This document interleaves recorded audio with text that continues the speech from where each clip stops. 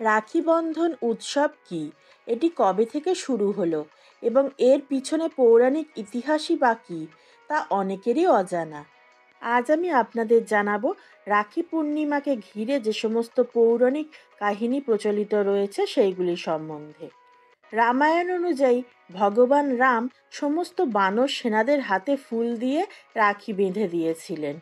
এছাড়া রাখি বন্ধন ভারতীয়দের মধ্যে একটি অত্যন্ত গুরুত্বপূর্ণ উৎসব।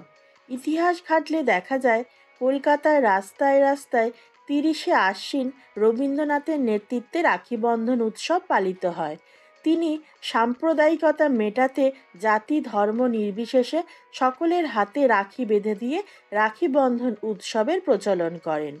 এখন অবশ্য জায়গায় জায়গায় বিভিন্ন ধরনের রাখি বন্ধন উৎসব পালিত হয়, সেটা জাতি ধর্ম নির্বিশেষে হয়ে থাকে।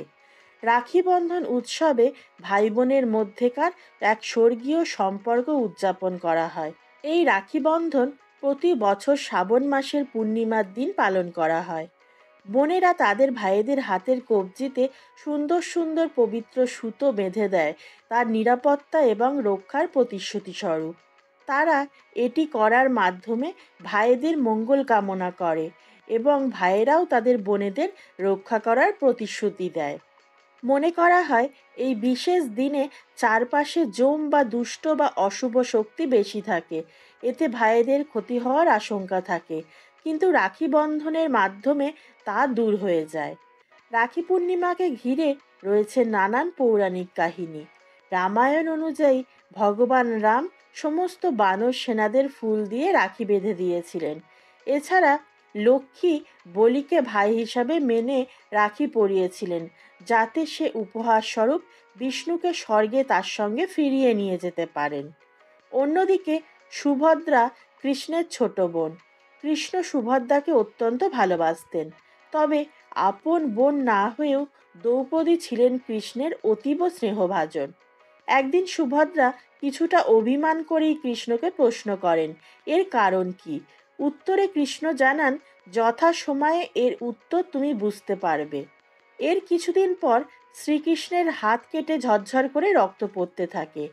তা দেখে সুভদ্রা রক্ত বন্ধ করার জন্য কাপড় খুঁজতে থাকে, কিন্তু কোথাও কোনো পাতলা সাধারণ কাপড় সে পাচ্ছিল না।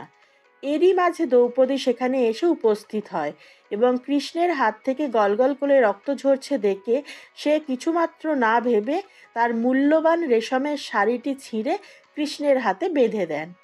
কিছুক্ষণ পরেই রক্তপাত বন্ধ হয়ে যায়। তখন শ্রীকৃষ্ণ বোন সুভদ্রাকে ডেকে বলেন, এখন বুঝতে পেরেছ কেন আমি দ্রৌপদীকে এত স্নেহ করি? সুভদ্রা তখন বুঝতে পারে ভক্তি ও পবিত্র ভালোবাসার আর শ্রদ্ধা কি জিনিস। দাদা কৃষ্ণের চেয়ে মূল্যবান বস্ত্র তার কাছে বেশি প্রিয় ছিল। এটা ভেবে সুভদ্রা লজ্জিত হয়ে পড়ে।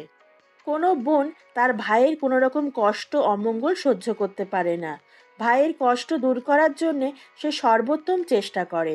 অন্যদিকে ভাইও তার বোনকে পৃথিবীতে সর্বাধিক স্নেহ করে সারা জীবন তাকে রক্ষা করে থাকে।